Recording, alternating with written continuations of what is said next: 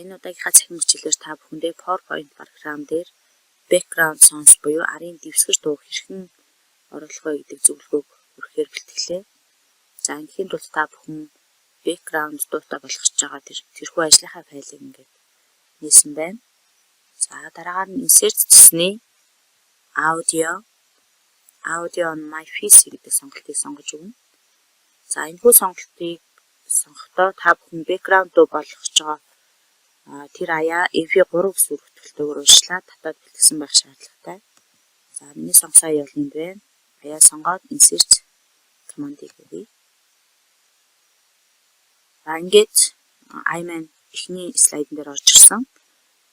За аяа оруулсан тохиолдолд playback гэсэн нэмэлт одоо жисэн гэдэг гарч ирсэн байгаа.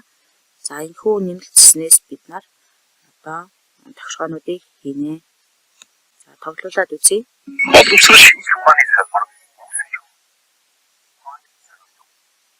За эхлэн хэсэг маань ийм байдлаар эхэлнэ. За эндээс шууд trim audio буюу хэрэггүй байгаа тэрхүү хэсгийг таслах боломжтой гэсэн. За trim audio-г сонгоод ингээд эндээс миний аяа явж эхэлнэ. За төгсгөл нь болвол энд хүрээ дуусна гэдэг ч юм ингээд хугацаагаараа та бүхэн тохируулаад өгч болно. За ингээд энийхээ хэрэггүй хэсгүүдийг таслах боломжтой байх нь.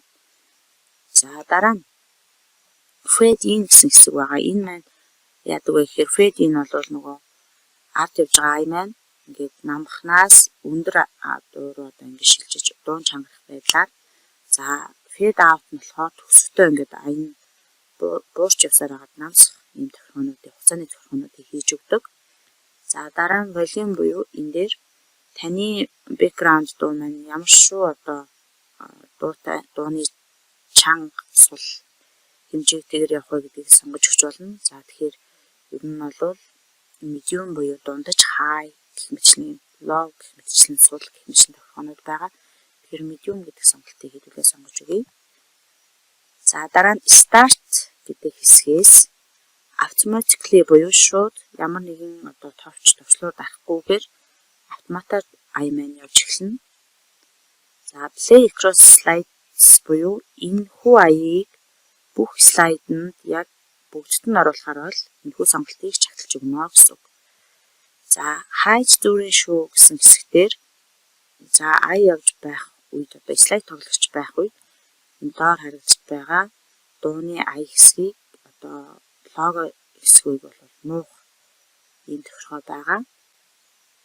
За ингээд play in background гэдэг сонголтыг сонгоод өгнө.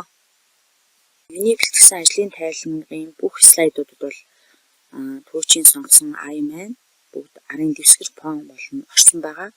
За одоо энэхүү ажлынхаа тайланг одоо видео хэлбэр рүү хэрхэн хөрвүүлэх вэ гэдэг аргыг заая. За энэхийн тулд files руу ороод save as command-ыг сонгоно. Save as command-аас ажлынхаа файлыг хаана хадгалж өгөх вэ гэдэг сонголтоо хий. За data D дотроо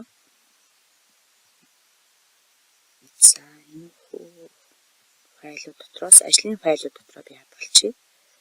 За эндээс файл нэмсэхт бол ажлын файлынхаа нэрийг өгнө. За save as type гэсэн хэсгээс за видео файл болгодог хоёр төрлийн өргөтгөлийн сонголт байгаа. Эндээс MPG4 за мөн Windows Media Video гэсэн сонголтын аль нэгийг сонгож өгөөд save command-ыг дарна. За save command-ыг дарахад бол доор greeting video гэж видео хэлбэрлэлөөр хөрвж байгаа юм уншиж байгаа зураас та бүхэнд харагдана. За энэ хүү одоо уншиж байгаа файл маань таны хэдэн хуудас слайд бэлтгэсэн бэ гэдгээс чинь хамаарат хадгалагдах хугацаа маань өөр байх болно.